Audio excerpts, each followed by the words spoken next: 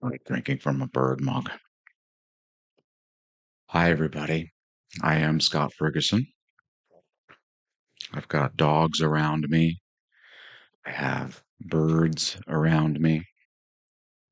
And I have books, and I am ready to read to you. Today is The Young Advocate. This is a story from Mr. Charles Dickens from 1884. It's really good. This book is really old.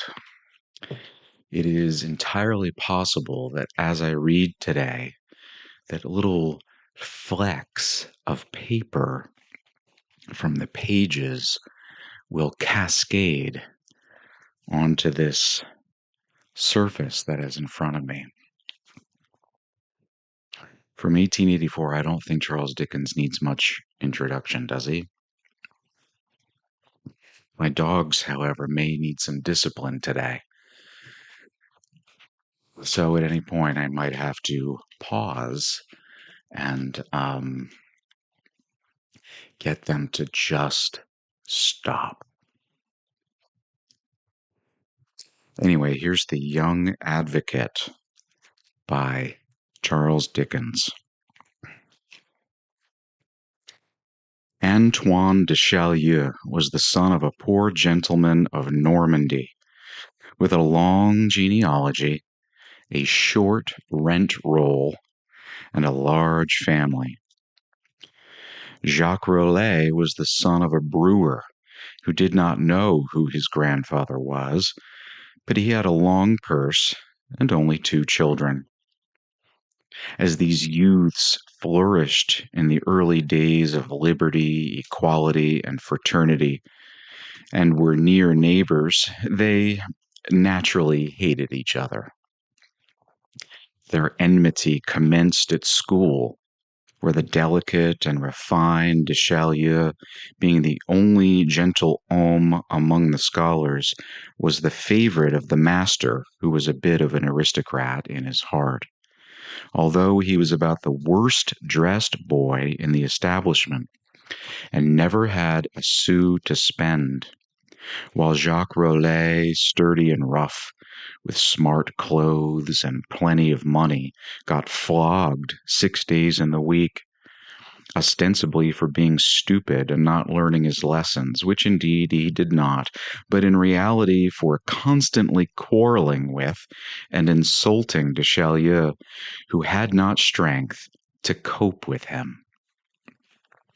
When they left the academy, the feud continued in all its vigor and was fostered by 1,000 little circumstances arising out of the state of the times, till a separation ensued in consequence of an aunt of Antoine de Chalieu's undertaking the expense of sending him to Paris to study the law, and of maintaining him there during the necessary period.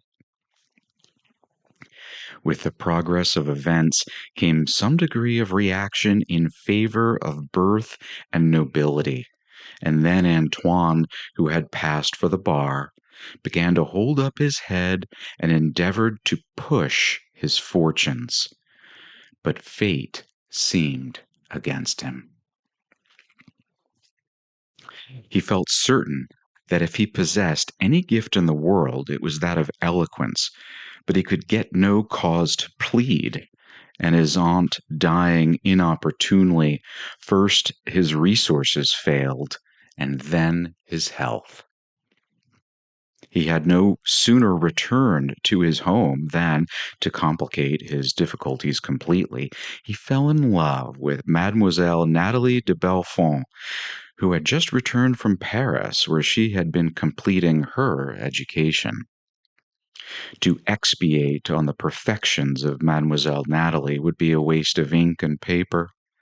It is sufficient to say that she really was a very charming girl, with a fortune which, though not large, would have been a most desirable acquisition to de Chalieu, who had nothing. Neither was the fair Nathalie indisposed to listen to his addresses, But her father could not be expected to countenance the suit of a gentleman, however well born, who had not a 10-sou piece in the world, and whose prospects were a blank. While the ambitious and love-sick young barrister was thus pining in unwelcome obscurity, his old acquaintance Jacques Rollet had been acquiring an undesirable notoriety. There was nothing really bad in Jacques' disposition, but having been bred up a democrat with a hatred of the nobility, he could not easily accommodate his rough humor to treat them with civility when it was no longer safe to insult them. The liberties he allowed himself, whenever circumstances brought him into contact with the higher classes of society, had led him into many scrapes, out of which his father's money had one way or another released him, but that source of safety had now failed. Old Rollet, having been too busy with the affairs of the nation to attend to his business, had died insolvent, leaving his son with nothing but his own wits to help him out of future difficulties, and it was not long before their exercise was called for. Claudine Rollet, his sister, who was a very pretty girl, had attracted the attention of Mademoiselle de Bellefonds' brother, Alfonso, and as he paid her more attention than from such a quarter was agreeable to Jacques, the young men had more than one quarrel on the subject, on which occasions they had each, characteristically, given vent to their enmity, the one in contemptuous monosyllables, and the other in a volley of insulting words. But Claudine had another lover, more nearly of her own condition of life. This was Claparon, the deputy governor of the Rouen jail, with whom she made acquaintance during one or two compulsory visits paid by her brother to that functionary.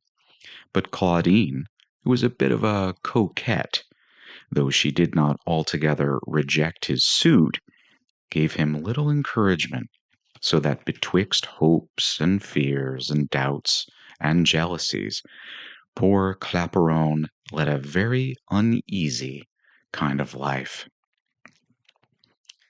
Affairs had been for some time in this position when, one fine morning, Alphonse de Bellefonds was not to be found in his chamber when his servant went to call him. Neither had his bed been slept in. He had been observed to go out rather late on the preceding evening, but whether or not he had returned, nobody could tell. He had not appeared at supper, but that was too ordinary an event to awaken suspicion, and little alarm was excited till several hours had elapsed, when inquiries were instituted and a search commenced, which terminated in the discovery of his body, a good deal mangled, lying at the bottom of a pond which had belonged to the old brewery. Before any investigations had been made, every person had jumped to the conclusion that the young man had been murdered and that Jacques Rollet was the assassin. There was a strong presumption in favor of that opinion, which further perquisitions tended to confirm. Only the day before, Jacques had been heard to threaten Monsieur de Bellefonds with speedy vengeance. On the fatal evening, Alphonse and Claudine had been seen together in the neighborhood of the now dismantled brewery, and as Jacques, betwixt poverty and democracy, was in bad odor with the prudent and respectable part of society, it was not easy for him to bring witness to character or prove an unexceptionable alibi.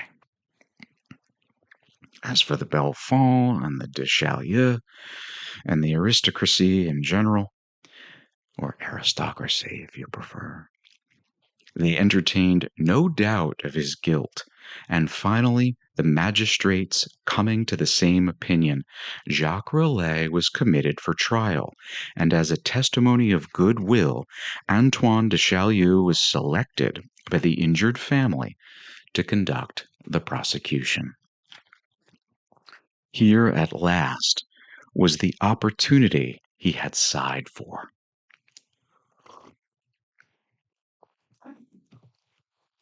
So interesting a case, too, furnishing such ample occasion for passion, pathos, indignation, and how eminently fortunate that the speech which he set himself with ardor to prepare would be delivered in the presence of the father and the brother of his mistress, and perhaps of the lady herself. The evidence against Jacques, it is true, was altogether presumptive. There was no proof whatever that he had committed the crime, and for his own part he stoutly denied it. But Antoine de Chaulieu entertained no doubt of his guilt, and his speech was certainly well calculated to carry conviction into the bosom of others.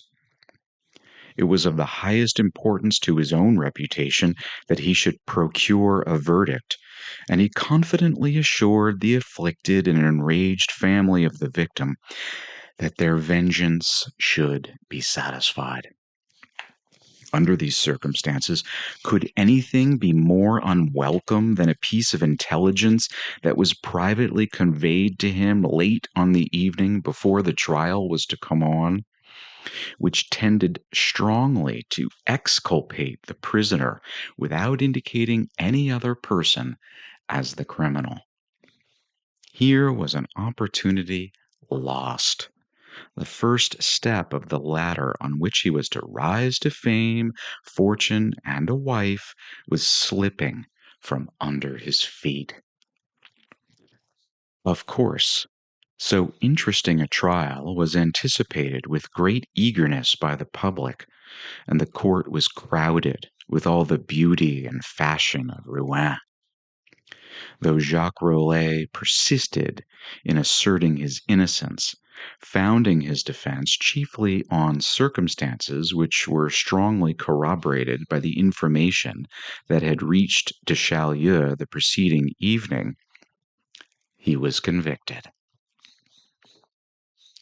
In spite of the very strong doubts he privately entertained respecting the justice of the verdict, even de Chaulieu himself, in the first flush of success, amid a crowd of congratulating friends and the approving smiles of his mistress, felt gratified and happy.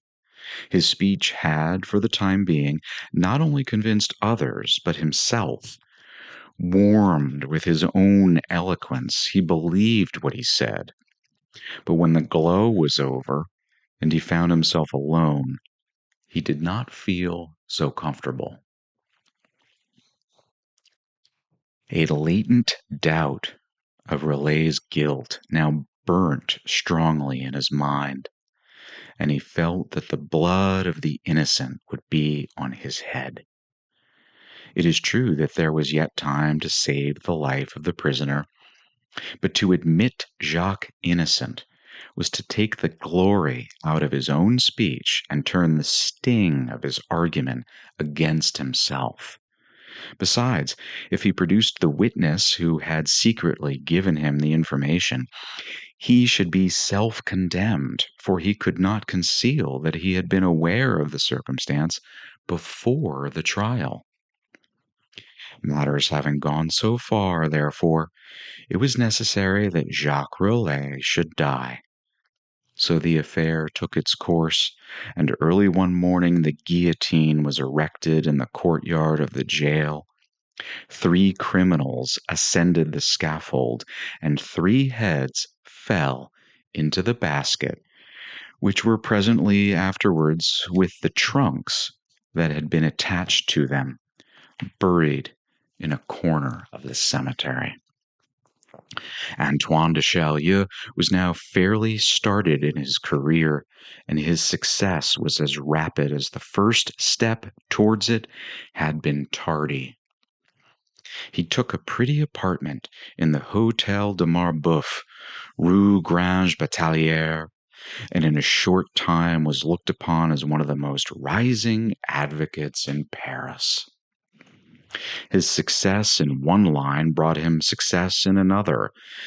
He was soon a favorite in society and an object of interest to speculating mothers, but his affections still adhered to his old love, Natalie de Belfont, whose family now gave their assent to the match, at least prospectively, a circumstance which furnished such an additional incentive to his exertions that in about 2 years from the date of his first brilliant speech, he was in a sufficiently flourishing condition to offer the young lady a suitable home. In anticipation of the happy event, he engaged and furnished a suite of apartments in the Rue de Helder, and as it was necessary that the bride should come to Paris to provide her trousseau, it was agreed that the wedding should take place there instead of at Belfont, as had been first projected, an arrangement the more desirable that a press of business rendered Monsieur de Chaulieu's absence from Paris inconvenient. Brides and bridegrooms in Paris, except of the very high classes, are not much in the habit of making those honeymoon excursions so universal in this country. A day spent in visiting Versailles or St. Cloud or even the public places of the city is generally all that precedes the settling down into the habits of daily life. In the present instance, Saint Denis was selected from the circumstance of Natalie having a younger sister at school there, and also because she had a particular desire to see the abbey.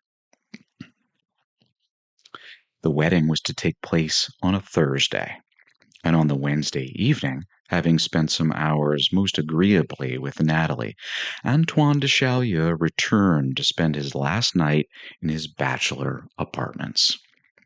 His wardrobe and other small possessions had already been packed up and sent to his future home, and there was nothing left in his room now but his new wedding suit, which he inspected with considerable satisfaction before he undressed and lay down to sleep. Sleep, however, was somewhat slow to visit him, and the clock had struck 1 before he closed his eyes. When he opened them again, it was broad daylight, and his first thought was, had he overslept himself? He sat up in bed to look at the clock, which was exactly opposite, and as he did so, in the large mirror over the fireplace, he perceived a figure standing behind him. As the dilated eyes met his own, he saw it was the face of Jacques Roulet. Overcome with horror, he sank back on his pillow, and it was some minutes before he ventured to look again in that direction.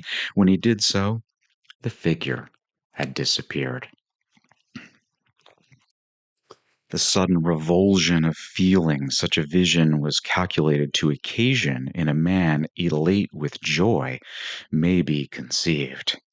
For some time after the death of his former foe, he had been visited by not unfrequent twinges of conscience.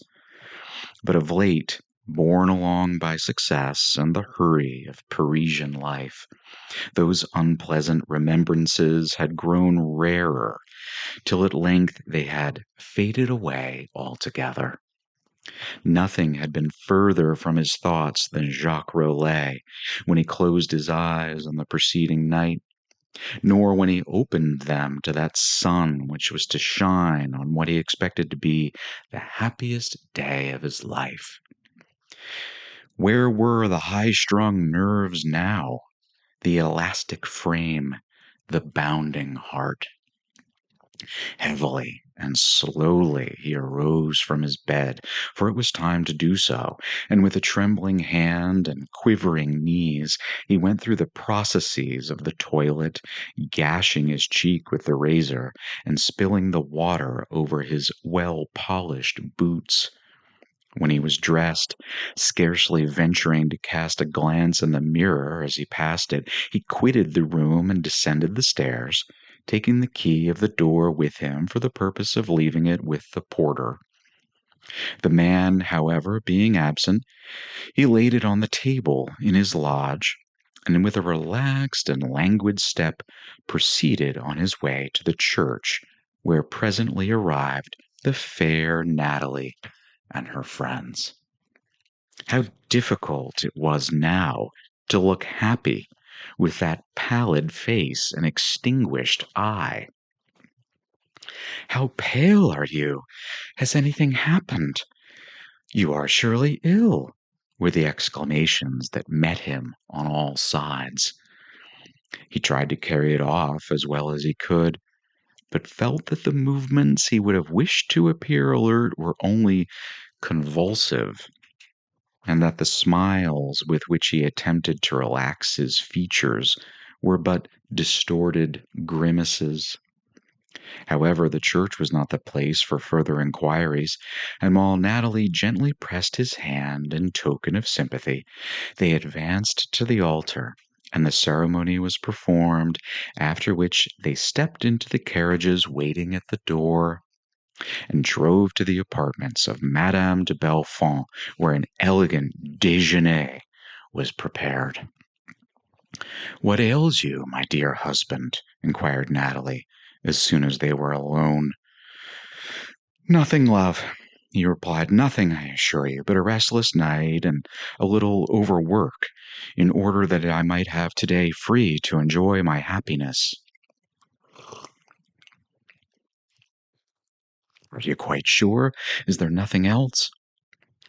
"Nothing, indeed, and pray don't take notice of it. It only makes me worse." Natalie was not deceived, but she saw that what he said was true.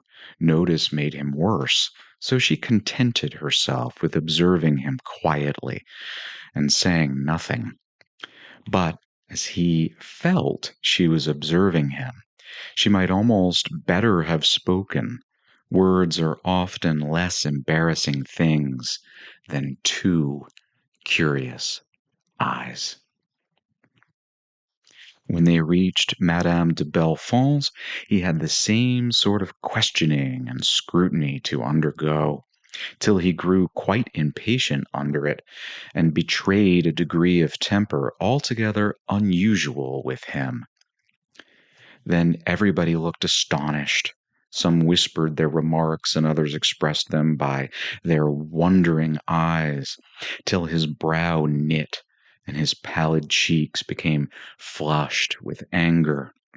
Neither could he divert attention by eating. His parched mouth would not allow him to swallow anything but liquids, of which, however, he indulged in copious libations, and it was an exceeding relief to him when the carriage, which was to convey them to Saint Denis, being announced, furnished an excuse for hastily leaving the table. Looking at his watch, he declared it was late, and Natalie, who saw how eager he was to be gone, threw her shawl over her shoulders, and bidding her friends good morning, they hurried away. It was a fine, sunny day in June, and as they drove along the crowded boulevards and through the Porte Saint Denis, the young bride and bridegroom, to avoid each other's eyes, affected to be gazing out of the windows. But when they reached that part of the road where there was nothing but trees on each side, they felt it necessary to draw in their heads and make an attempt at conversation. De Chaulieu put his arm round his wife's waist and tried to rouse himself from his depression, but it had by this time so reacted upon her that she could not respond to his efforts, and thus the conversation languished. till both felt glad when they reached their destination, which would, at all events, furnish them something to talk about. Having quitted the carriage and ordered a dinner at the Hotel de l'Abbaye, the young couple proceeded to visit Mademoiselle Hortense de Belfont, who was overjoyed to see her sister and new brother-in-law, and doubly so when she found that they had obtained permission to take her out to spend the afternoon with them. As there is little to be seen at Saint Denis but the Abbey, on quitting that part of it devoted to education, they proceeded to visit the church with its various objects of interest, and as de Chaulieu's thoughts were now forced into another direction, his cheerfulness began insensibly to return. Natalie looked so beautiful, too, and the affection betwixt the two young sisters was so pleasant to behold. And they spent a couple of hours wandering about with Hortense, who was almost as well as informed as the Suisse, till the brazen doors were open which admitted them to the royal vault. Satisfied at length with what they had seen, they began to think of returning to the inn, the more especially as de Chaulieu, who had not eaten a morsel of food since the previous evening, owned to being hungry, so they directed their steps to the door, lingering here and there as they went to inspect a monument or a painting, when, happening to turn his head aside to see if his wife, who had stopped to take a last look at the tomb of King Dagobert, was following, he beheld with horror the face of Jacques Roulet appearing from behind a column. At the same instant his wife joined him and took his arm, inquiring if he was not very much delighted with what he had seen. He attempted to say yes, but the word would not be forced out, and staggering out of the door, he alleged that a sudden faintness had overcome him. They conducted him to the hotel, but Natalie now became seriously alarmed, and well she might. His complexion looked ghastly, his limbs shook, and his features bore an expression of indescribable horror and anguish. What could be the meaning of so extraordinary a change in the gay, witty, prosperous de Chaulieu, who, till that morning, seemed not to have a care in the world? For, plead illness as he might, she felt certain, from the expression of his features, that his sufferings were not of the body, but of the mind, and unable to imagine any reason for such extraordinary manifestations, of which she had never before seen a symptom, but a sudden aversion to herself and regret for the step he had taken, her pride took the alarm, and concealing the distress she really felt, she began to assume a haughty and reserved manner towards him, which he naturally interpreted into an evidence of anger and contempt. The dinner was placed upon the table, but de Chaulieu's appetite, of which he had lately boasted, was quite gone, nor was his wife better able to eat. The young sister alone did justice to the repast, but although the bridegroom could not eat, he could swallow champagne in such copious draughts that ere long the terror and remorse that the apparition of Jacques Roulet had awakened in his breast were drowned in intoxication. Amazed and indignant, poor Natalie sat silently observing this elect of her heart, till, overcome with disappointment and grief, she quitted the room with her sister and retired to another apartment, where she gave free vent to her feelings in tears. After passing a couple of hours in confidences and lamentations, they recollected that the hours of liberty granted as an especial favor to Mademoiselle Hortense, had expired. But ashamed to exhibit her husband in his present condition to the eyes of strangers, Natalie prepared to reconduct her to the Maison Royale herself. Looking into the dining room as they passed, they saw de Chaulieu lying on a sofa, fast asleep, in which state he continued when his wife returned. At length, however, the driver of their carriage begged to know if Monsieur and Madame were ready to return to Paris, and it became necessary to arouse him. The transitory effects of the champagne had now subsided, but when de Chaulieu recollected what had happened, nothing could exceed his shame and mortification.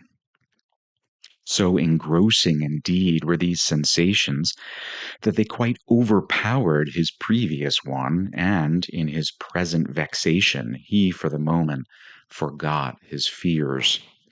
He knelt at his wife's feet, begged her pardon 1,000 times, swore that he adored her, and declared that the illness and the effect of the wine had been purely the consequences of fasting and overwork.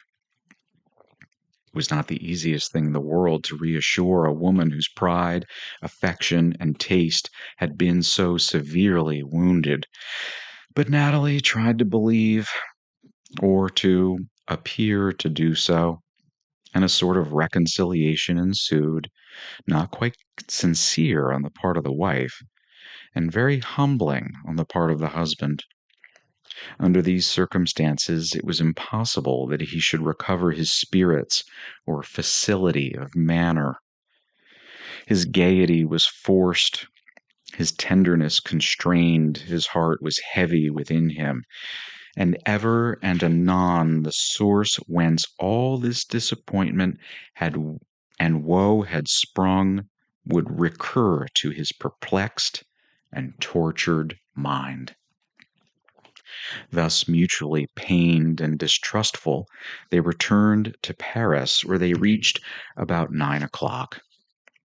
In spite of her depression, Natalie, who had not seen her new apartments, felt some curiosity about them, whilst de Chaulieu anticipated a triumph in exhibiting the elegant home he had prepared for her. With some alacrity, therefore, they stepped out of the carriage, the gates of the hotel were thrown open, the concierge rang the bell, which announced to the servants that their master and mistress had arrived, and whilst these domestics appeared above, holding lights over the balustrades, Natalie, followed by her husband, ascended the stairs. Let's just take a short break while my old, decrepit dog makes some noises.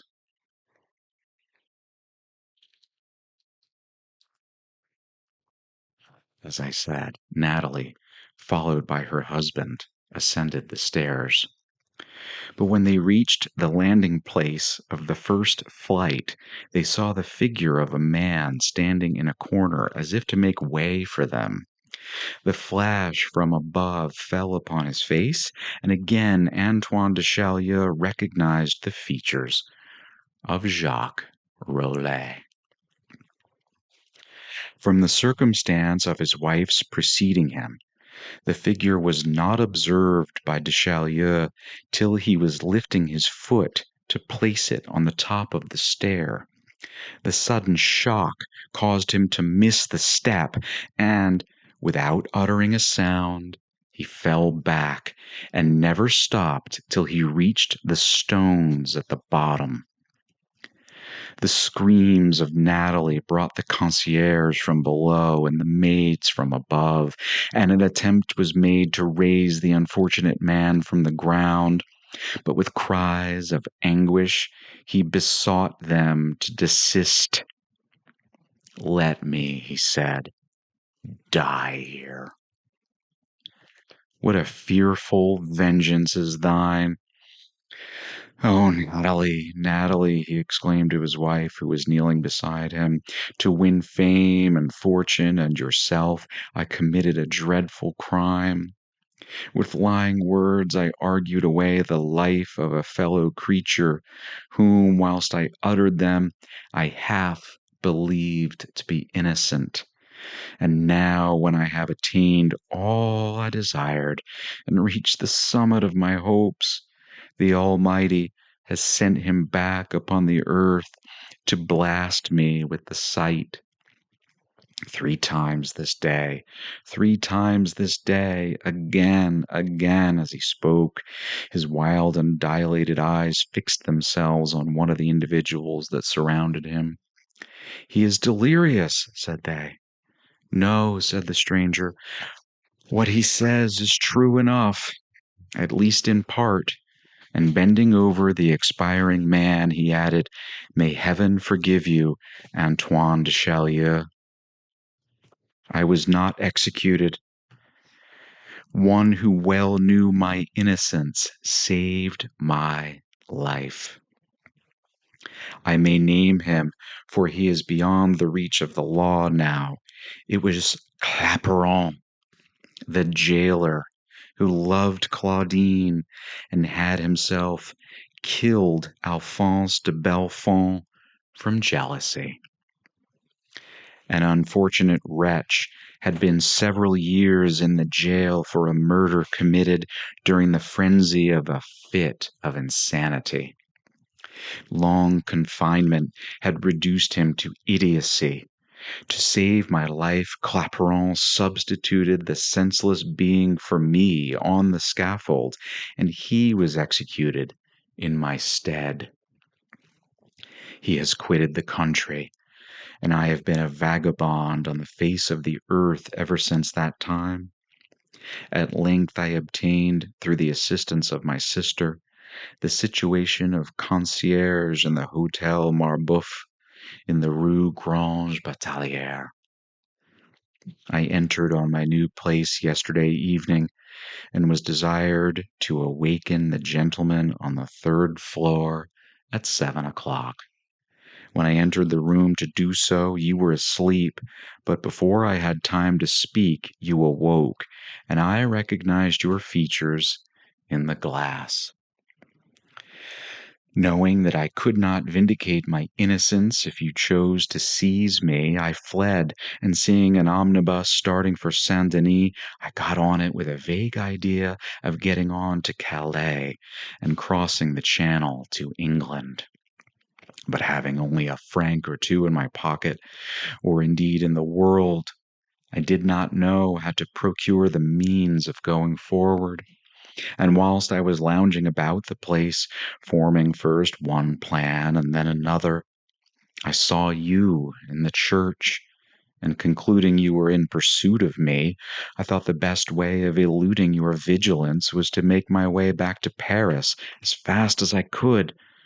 So I set off instantly and walked all the way.